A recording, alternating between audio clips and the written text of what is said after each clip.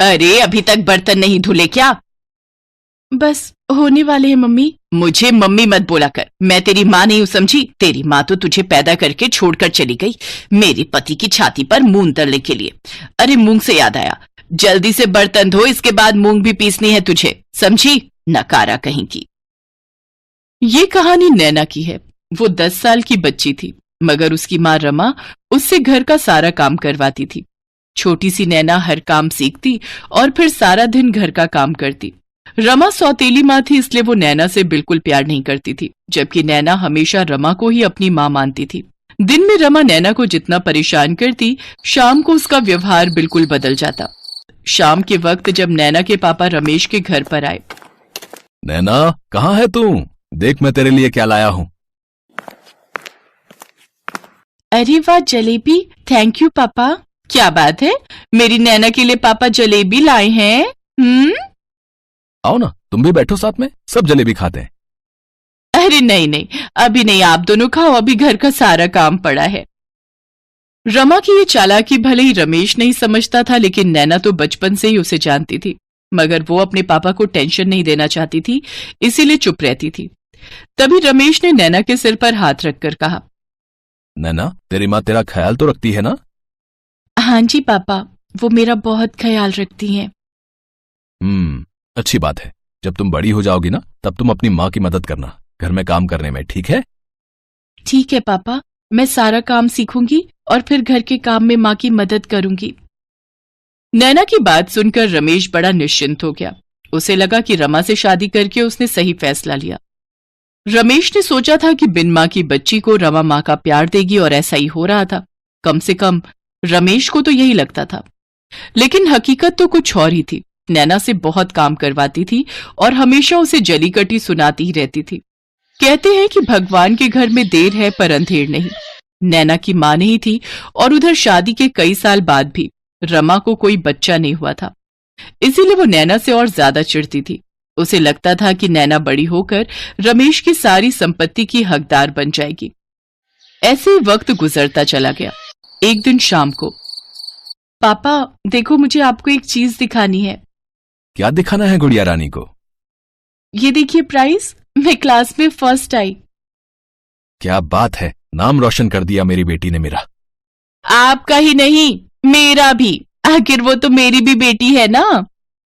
नैना बहुत ही समझदार लड़की थी। घर के काम के साथ वो दिल लगाकर पढ़ाई करती थी, इसीलिए क्लास में फर्स्ट आती थी। रमेश को तो यही लग रहा था कि रमा नैना की बहुत अच्छे से परवरिश कर रही है।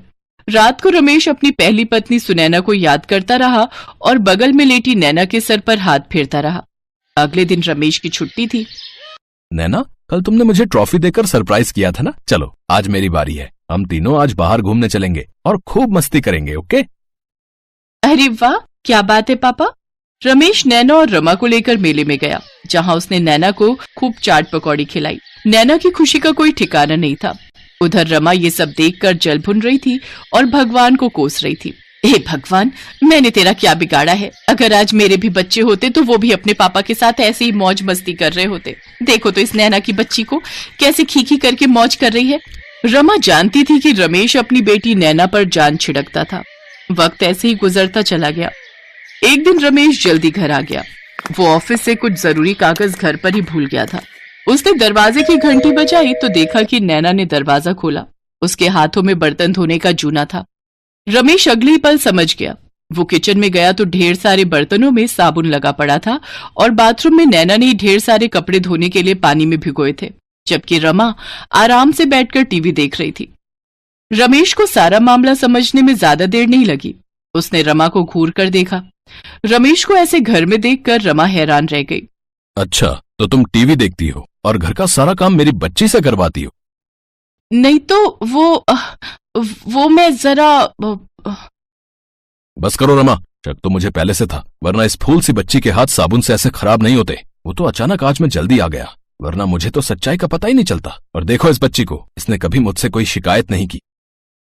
रमेश गुस्से से वहां से चला गया। रमेश से डांट खाकर रमा को बहुत गुस्सा आया। उगल दिया ना तूने सब अपने पापा के सामने, आज तू नहीं बचेगी। इतना कहते ही रमा ने एक डंडा उठाया और नैना को बुरी तरह से पीटने लगी। नैना की आंखों से आंसू बहने लगे, लेकिन उसने कोई आवाज नहीं निकाली। नैना नहीं चाहती थी कि पड़ोसियों को उसकी पिटाई के बारे में कोई जानकारी लगे। रमा नैना को पीटती ही जा रही थी। रमा की आंखों में खून सवार था। वो आज अपनी भड़ास निकाल लेना चाहती थी। तभी उसने वो डंडा नैना के सिर पर दे मारा, जिससे उसके सिर से खून बहने लगा और वो जोर से चीखी। उसकी चीख सुनकर पड़ोसियों ने रमेश को फोन कर दिया। उधर अपना खून देखने के बाद अब नैना का सब्र भी जवाब दे गया। उसने नजर उठाकर पहली बार रमा को गुस्से से देखा। उसकी आंखें पीली हो गई थी।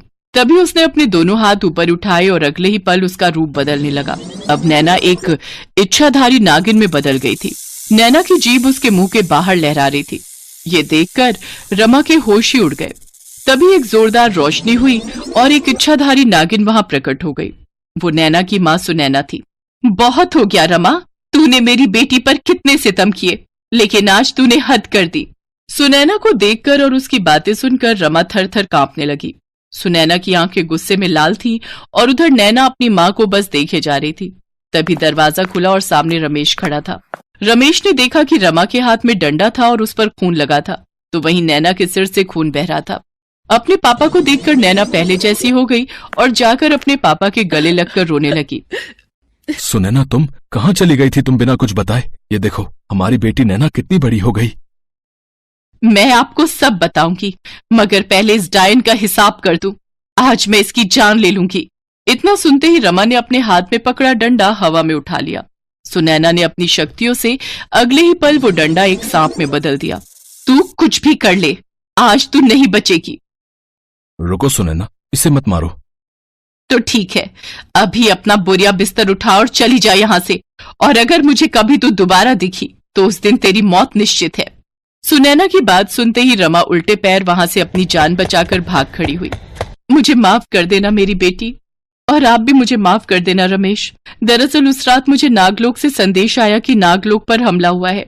मैं आपको बिना बताए अपने लोगों की रक्षा करने चली गई, मगर वहां उन्होंने मुझे धोखे से बंदी बना लिया। लेकिन आज जैसे ही नैना ने अपना रूप बदला तो उससे मेरी शक्तियां वापस लौट आई, क्योंकि मणिधारी अब मैं नहीं नैना है। मैंने जाते हुए मणि का वरदान नैना को दे दिया था। इसके नागिन बनते ही मणि की शक्ति मुझे महसूस हुई और मैंने सारे बंधन तोड़ दिए। अब सब ठीक है, हमारा नागलोक पूरी तरह से सुरक्षित है और अब मैं आप दोनों को अपने साथ ले जाने के लिए आई हूँ। नैना दौड़कर अपनी माँ के गले लग गई। रमेश ने सुकून भरी सांस ली और सुनैना की आंखों से खुशी के आंसू थमने का नाम ही नहीं ले रहे थे।